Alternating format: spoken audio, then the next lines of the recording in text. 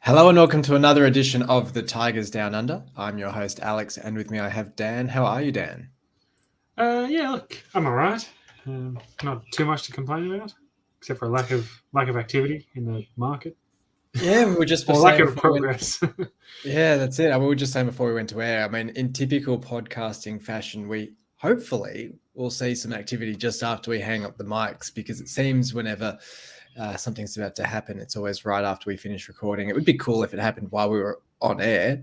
It's about 8:30 a.m. over there, I think. So maybe we'll get a 9 a.m. signing. Would be nice. But look, until then, we'll hang out with bated breath to see if we get Villagene over the line. But look, we'll start with the Bristol City game, which was all the way back on Friday night in the UK, Saturday morning our time. I got up bright and early to watch it. And I think you did as well. I think we were watching it along Saturday morning with a couple of the others from the podcast. Look, it was a pretty bright start, the way we started that game in the first 30 minutes with the number of chances we were creating.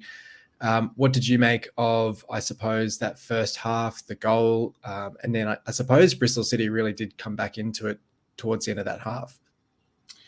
Yeah, it feels like one of those games where if we'd had been able to convert one of those other chances in the first half, I think we cruise away to a victory. I think it was one of we sort of left the door ajar by not grabbing another goal or two from that early period of dominance.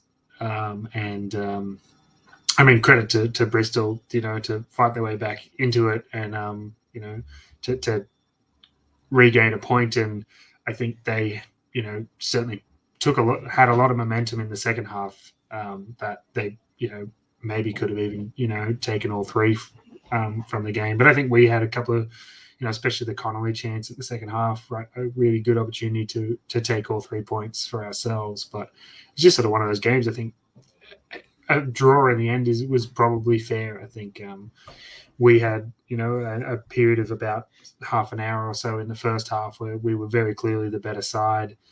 And there was about that same period where it was maybe in the balance. It was a bit to and fro. I think Rosini described it a bit like a basketball match, I think, at one point, because it was just sort of going end to end to end. But and then a section of the game as well where Bristol was very clearly on top and had us under a bit of pressure. So it was pretty evenly matched sort of game.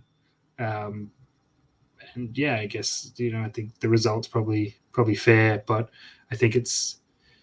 Again, we're ruining missed chances. I think we're creating lots of really clear opportunities, which is nice. But yeah, the conversion rate is still something that leaves something to be desired. Yeah, I thought in particular in that first half, obviously the goals scored by Tufan, created by Delap. We talk each week just about Delap's movement and ability. He's only got the one goal on the board against Norwich, but and I think actually for him, it's actually great that he did get that goal against Norwich, because I think if he was still sitting here goalless, it'd be starting to fall into that Tete category of really good creator but not getting the end product. So the fact he's on the board at least gives him a bit of time, or a bit of I guess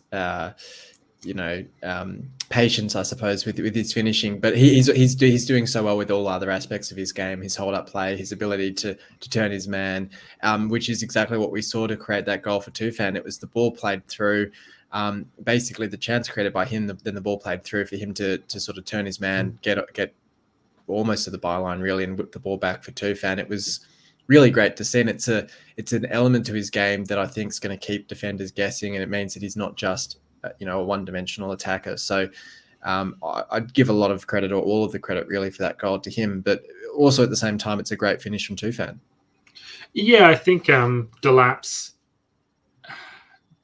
his movement and his awareness, and his general physical attributes, I think all make him difficult to mark and a dangerous proposition. He's got pace, he's got strength. He seems to know, the positions to get into to help the team. He's not just, sitting on the last man all the time waiting for the ball. He's around, he's moving, he's getting into channels, he's doing a lot of hard work. So I think, a goal and an assist so far, is a pretty good reward. For him, I think, for the first time in a while, we're playing with two strikers really, with him and Tufan, and that's 5 goals between them. So that's finally we seem to have a strike force that's actually scoring the goals, because it seems like the last few years we've been sort of relying on the midfielders and that to sort of pick up the pieces. So yeah, it's good to see. I mean, so we went unchanged into this game from the Blackburn game. I was maybe not surprised, because you've got 2 wins on the bounce. You want to keep the winning formula going. I am a little curious to see. Obviously, we sort of referenced at the start with Jaden Philogene potentially coming in the next few days, but I just don't know how I feel about Traore playing in that wider role, and even Twine to an extent. I feel like it's going to be really interesting to see what Rosenia does with this formation going forward. When, dare I say it, but perhaps a Regan Slater drops out of that side, so that you've almost got either a Traore or a Twine playing a lot more centrally. So that when you do get that natural width from a Philogene, or, Lakilo supposedly was injured for this game, which is why he wasn't in the squad. But it's, your Philogene, your Longman, if he's still around, Raksaki, if he comes in from Palace, or this other unknown winger who I presume is a backup if we don't get Raksaki. Or Ali. Or Ali as well, who was back on the bench for this game as well. Like, it just feels as if we've almost got 3 number 10s in the side now, or probably 2. I'd say Twine and Traore, but then you've also got Slater, who's getting forward a lot. It just doesn't feel like we've got that midfield balance right. And look, at times in that first half, we looked great, and as you said, and we were playing through them so well. We were beating their press, and there was times we'd have 4 attackers against their 3 defenders, and as you said, we really should have capitalized and got a few more goals. But when they were getting on top, it did just feel like that midfield was a bit lightweight, because there just wasn't that strength in the engine room, and it just seemed a bit unbalanced in the wide positions. Yeah, I think what we need to be really mindful of, I think, over the course of the season, is how we deal with the counter, because it seems to be that the goals we're conceding are 90-meter goals, where it's a long ball or 1 or 2 passes, and then a quick striker or a winger up high just seems to burn our defenders, get into the box and finish, or at least get close enough that then it becomes some sort of a bit of a scramble with defenders running back towards our own goal. So that's something we need to, I think, figure out how we manage and mitigate that danger. When our press is being beaten, and whether that's about getting better at deciding when is the moment to press and when we just fall back into structure and shape. But I think that's probably one concerning thing, is that we seem very, very vulnerable to the counter at the moment. Yeah, no doubt. And look, and it's not necessarily a criticism of guys like Twine. I thought Twine had an excellent game. He had that free kick. I mean, you and I both said pretty much at the same time. It's just a shame it went so centrally, because it was such a sweetly hit free kick that if he finds either corner or any sort of space away from the keeper, it's probably fine in the back of the net. Yeah, I think he had a really good outing. Was again involved in a lot, especially in that first period. I think it was sort of, I mean, he wasn't the only one who seemed to, once that momentum started to sort of shift away, there was a few of those guys who were so prominent in the first 30 minutes who seemed to drift a little bit to the periphery of the game, apart from a moment here or there. And I guess that's part of it as well. How do some of our players, and I think part of it is they're playing out of position, as you referenced before, but how do we get our players to be making an impact across the 90 minutes, because that's what we really need if we're relying on a moment of brilliance here or there, and we know that we're not converting every moment of brilliance that arrives. We're not leaving a lot of room for error. So I think overall, I'm pretty happy with where we're at. We're sitting, I think, what are we, 7th or something now, after whatever. I know 4 games, yeah. Yeah. So, 7 points or whatever after 4. I'm not too disappointed. I think, I guess, big game against Leicester this weekend, but I think even if that goes against us, I'd still think, we're in a pretty good position. We're not, we're not at the bottom of the table with no points or 1 point, You look at Middlesbrough, for example. I mean, Middlesbrough is a really cautionary tale of saying, well, actually, we're not traveling too badly. I think realistically, we're traveling around, where most of us expected and sort of predicted we, would be traveling, sort of, upper middle of the pack. So I kind of feel like,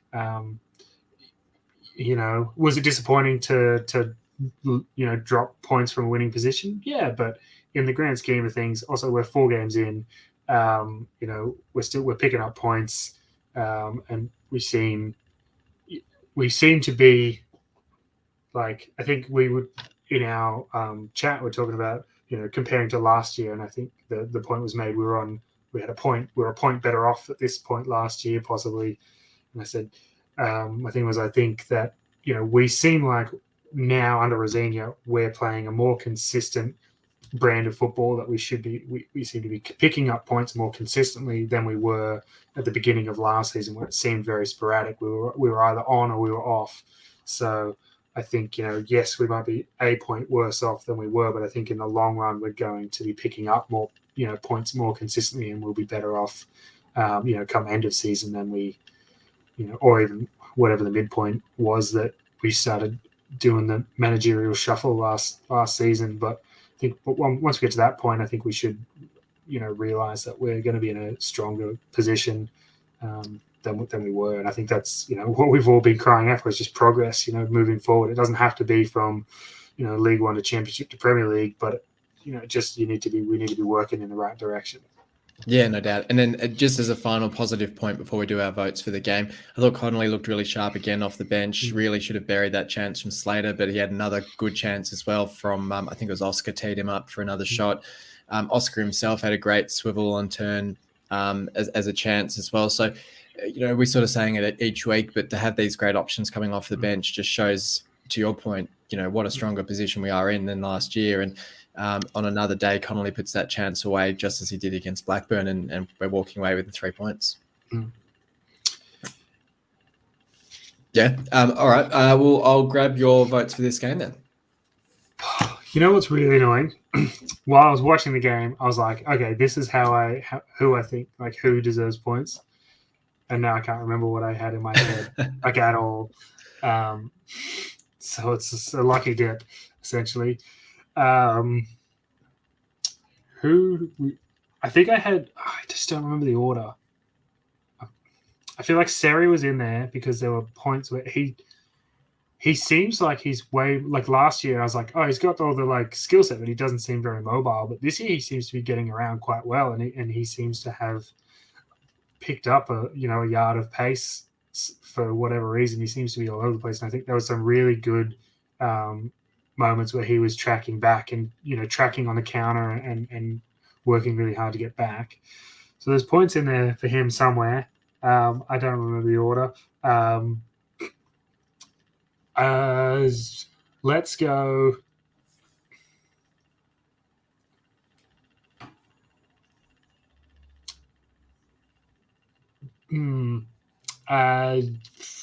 Let's go Delap for 3 for the assist. I'm going to be mean. Poor old 2 fans. Not going to give him any points this week. I'm going to go 2 to Sari for his hard work and what was, I thought, a really good display in the middle of the park. And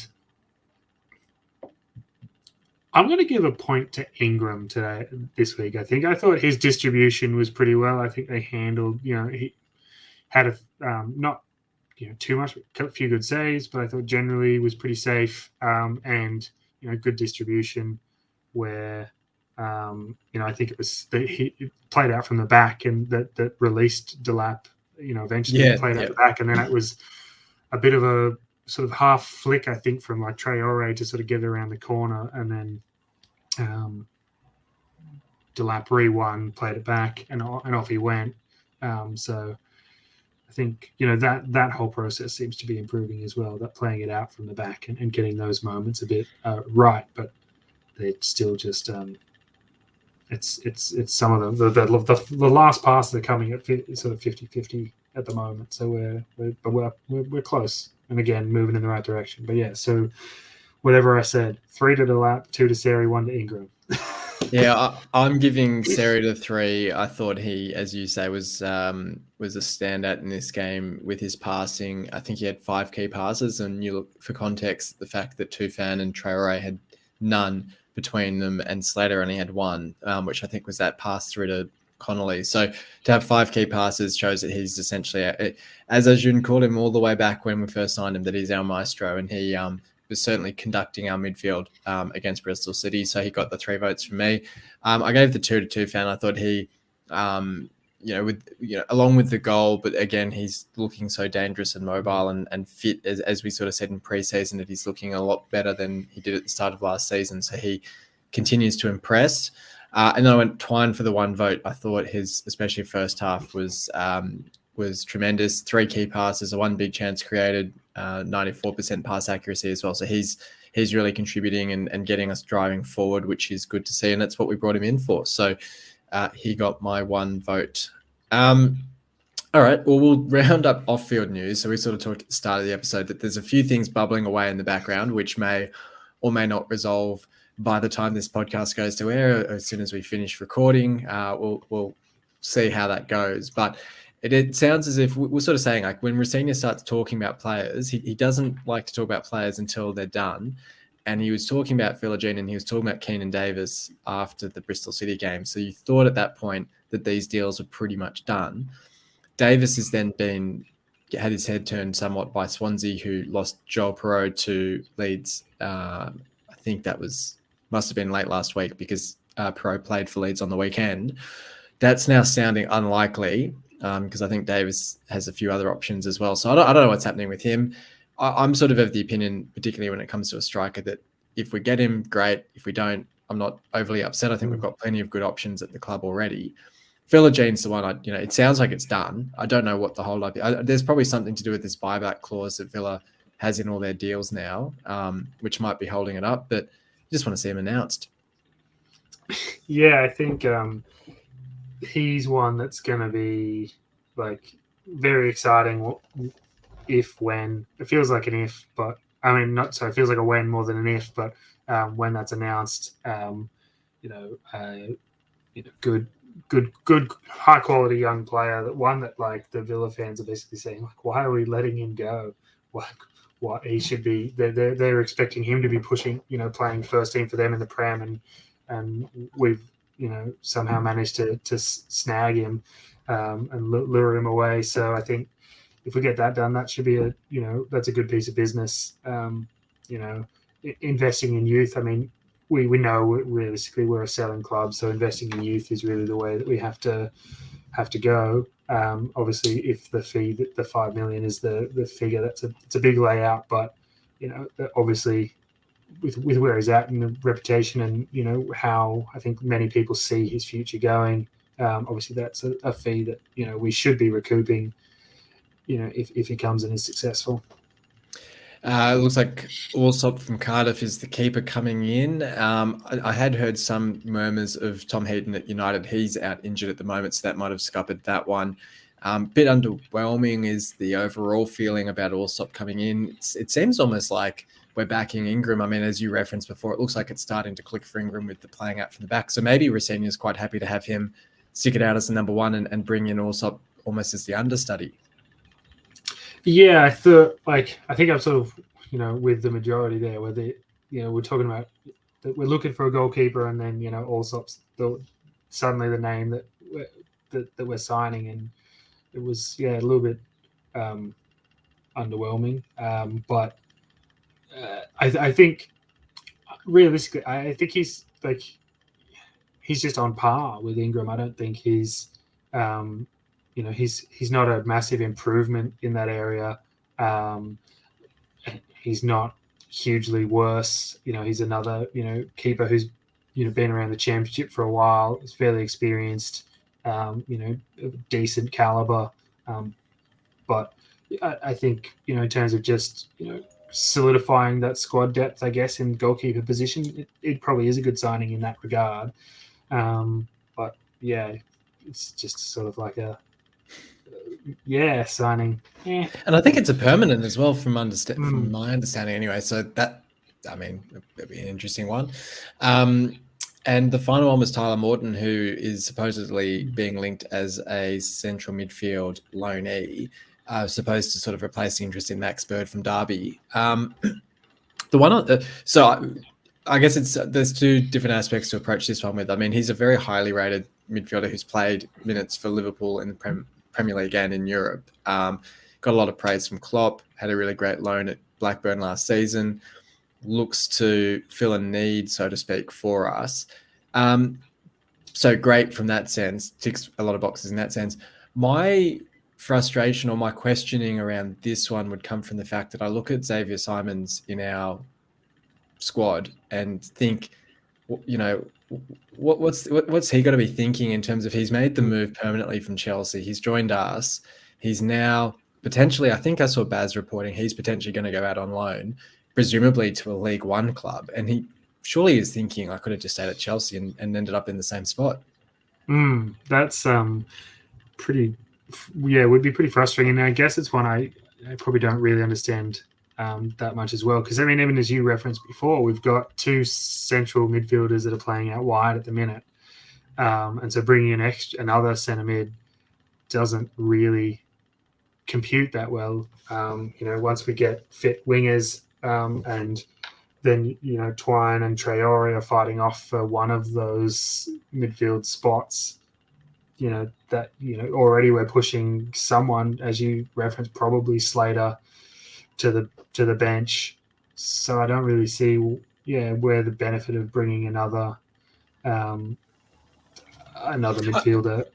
I get it from the point of view, like we were saying earlier, about the fact that a lot of the goals we're conceding are coming from those quick transitions, and you need that sort of midfield, almost like that Smallwood role of sort of the one that's going to break up the play and put a tackle in. But then, as you say, like, I don't know, like, are you dropping Slater? Are you dropping Tufan and playing one striker and filling the midfield? Like, it'll be really interesting to see how it all kind of fits together. Yeah. I'm not sure. I mean, look, it'll be good. I'm sure, that Rosie they've got a plan for it. I think, like, we would have faced this issue even if it wasn't Tyler Morton, then it was going to be Max Bird. And so this is a problem that they were going to be facing anyway.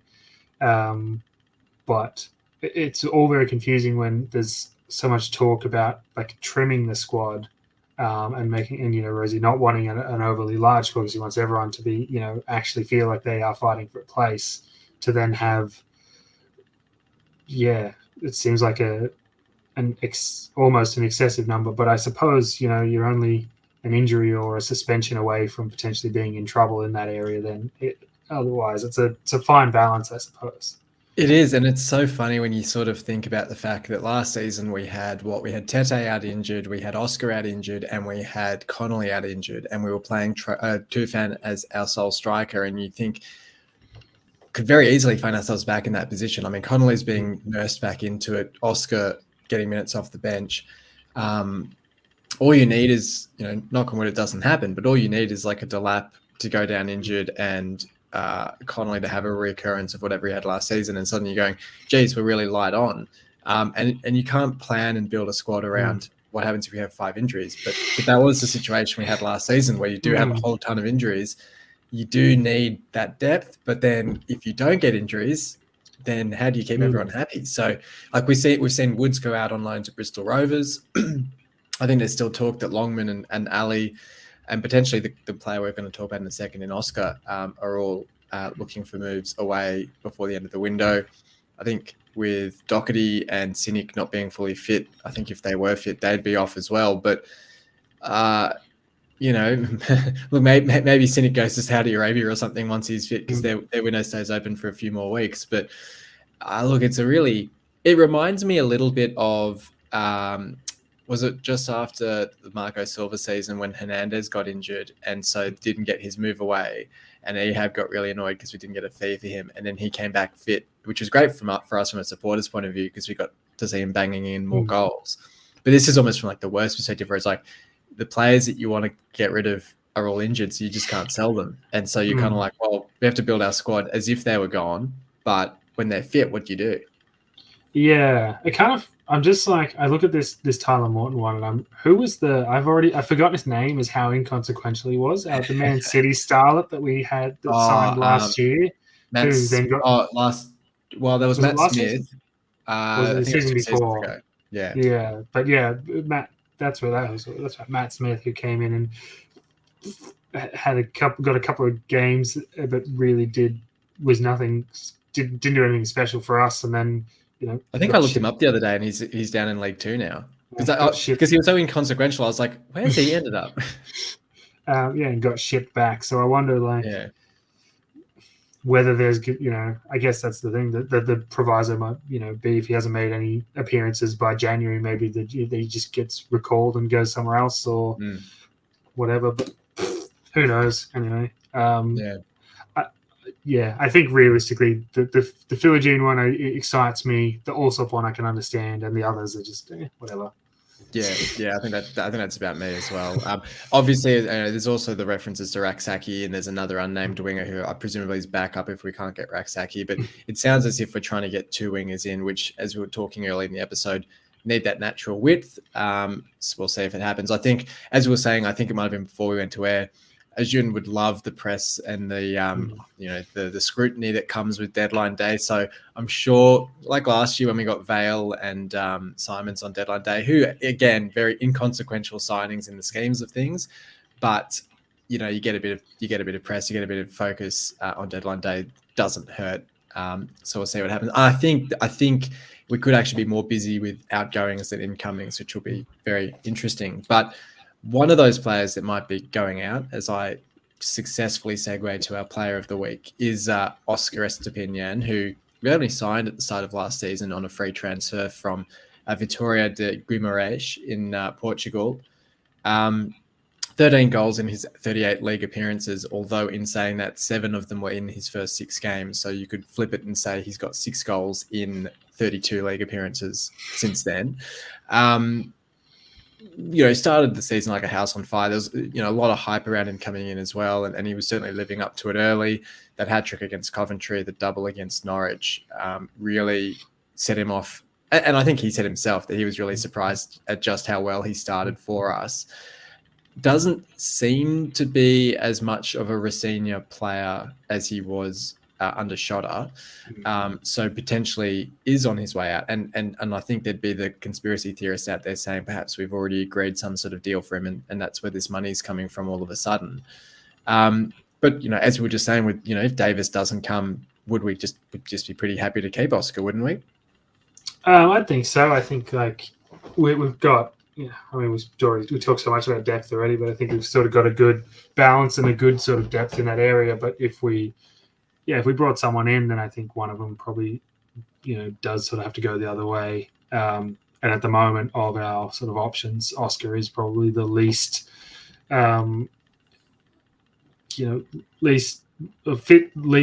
fits into Rosie's style of play the least. Because you've got Connolly and Delap who, quick and can get in behind and do all that sort of, that side of things, while Tufan's really very technical player, very, very smart, and I think, that fits in, whereas Oscar, is a good striker of the ball and a good poacher and a good finisher in the box. But in terms of that, really fine technical skill, I don't think he really has that, and he doesn't have, amazing pace or anything like that, and the ability to get in behind and stretch defenses that way. So, good as a target man in that sort of a system, but maybe doesn't suit, what we're trying to do at the moment as much. And I guess in terms of, it's a really interesting one. Like, you call it a successful transfer. I suppose you would call it a successful. You have to call it a successful transfer. You sign a player on essentially a free transfer who goes on to score 13 goals in their first season. But then if you're shipping him off 12 months later, it does feel, I mean, it's almost like with Shane Long, when we sold him after 6 months, you get double the fee. You go, geez, that worked out well. But, you know, it might have been nice to hang on to him. You got to call it a successful transfer. What would you see his value at, I suppose? What would you be happy to see as the transfer fee if we sold him?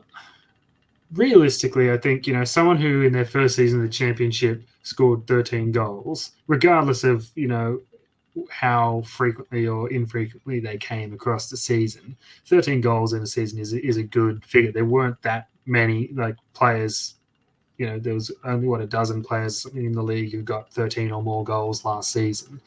So I think, you know, I'd be expecting, you know, probably somewhere, you know, 2 or 3 million, really, like, you know, that would recoup, you know, get most of the money for Philogene, you know, back, or, you know, cover your costs for, you know, Davis or something like that if they were to come. But like, I don't think he's not someone who's, I don't think we're going to get, you know, 8, 10, you know, 12 million for. I don't think he's really at that level. I think if he stayed for the season and, you know, got 20 goals this year or something, you know, or another, you know, 13, 15 goals, you could go, okay, well, you know, you'd be able to sell him for 5, 6, 7 maybe. But I think at the moment, you know, it's sort of with limited.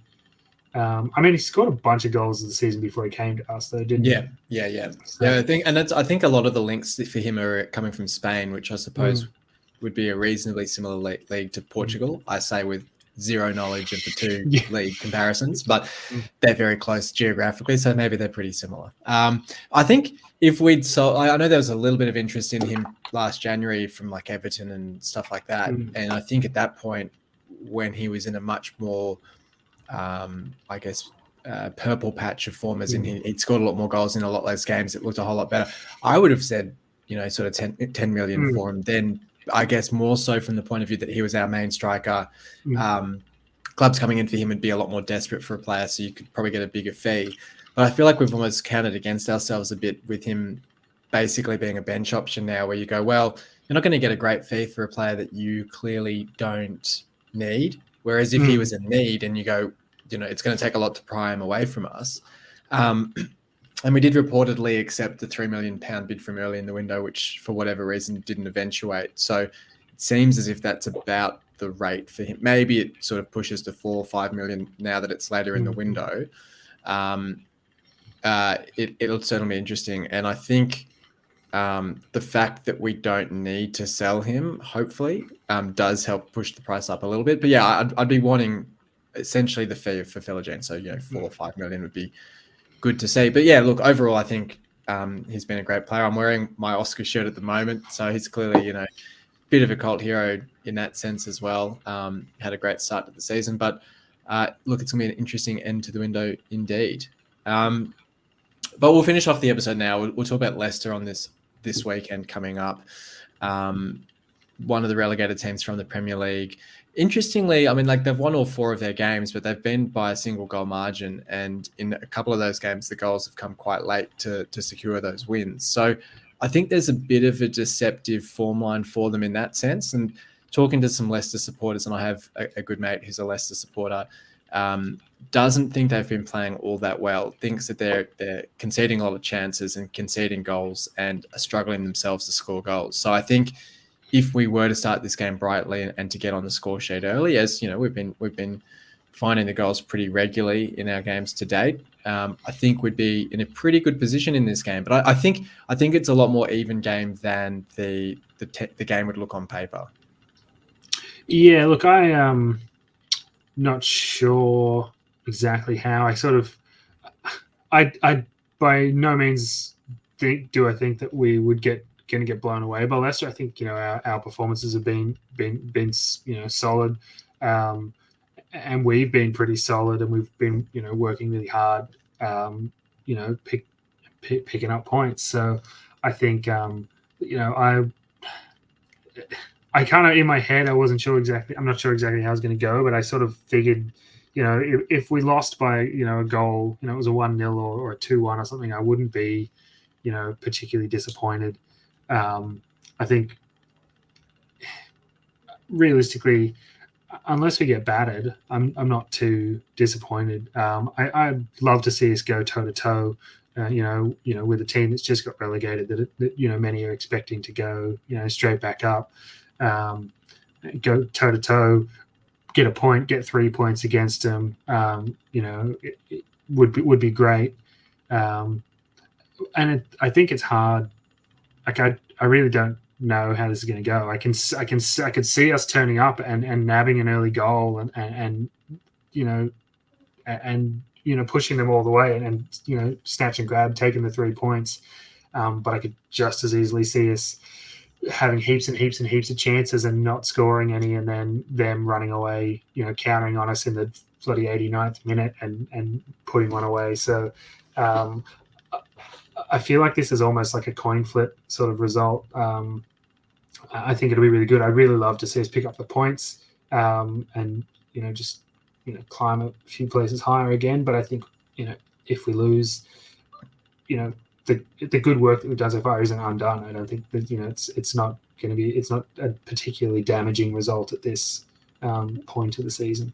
Yeah, I think I've seen a few people referring to it almost as a free hit, and I don't want to say it's a free hit in the sense that I don't care if we lose. I of course want us to get the points, but I think, as you say, it's not as if I think unless it was a damaging, like if it was a 3 or a 4-0 defeat, and that really set us, especially it's the game before the international break. You don't want to be going into the national break on the back of a hammering. And I sort of look back last season as the 5-2 defeat to West Brom as being that equivalent, where you basically undid all the good work that we'd had at the start of that season, and that's sort of the beginning of the end for Shota was that game. You don't want that sort of equivalent performance in this one. My concern would be when you look at like the Norwich game and even the Bristol City game, the amount of chances that we were giving up where you think a better team puts a few more of those away. So if Leicester was to score 2 or 3 goals early and what that does to us. But I like to think, look, they're still getting used to their new manager, Enzo Maresca, who's taken over, was, Guardiola's assistant at Man City, so has decent pedigree. But they're still very much a work in progress. And I like to think of it, in the same way that our early season game against Burnley last season, where we went to Turf Moor and got away with a 1-1 draw in that one, where we went toe-to-toe with them, and that was really before Company had them up and running. So I like to say that potentially similar sort of situation in this one. You look at, they've got Dewsbury Hall, they've got Vardy. I think Iheanacho's on his way to the Premier League. I don't know. I'm sure some of those players before deadline day may well get moves. Timothy Castagna, I think, has signed with Fulham, I think I saw. So they've got, they've still got a lot of great players in the squad, but they've also lost some as well. So it's a reasonably new lineup for Leicester. So, they're still getting used to how they're playing. It's a great time to play them, I think. So, I always like to think, you look at like Leeds as well. They're starting to get going now in that win against Ipswich, but they've taken them a while to get going. Southampton is still getting their team together, and so you think this is actually a reasonably good time to play these relegated teams, and it gives the squad a chance to really sort of set themselves against the benchmarks of the competition in a lot of ways and see how they measure up. So I think it's going to be a great game regardless. And I do fancy our chances to get something out of it. We just got to show up and hopefully have the team set up in a way that actually can click and gel. And I think that's a very good point to ask you the question of, do you see any changes to the side from the Bristol City game?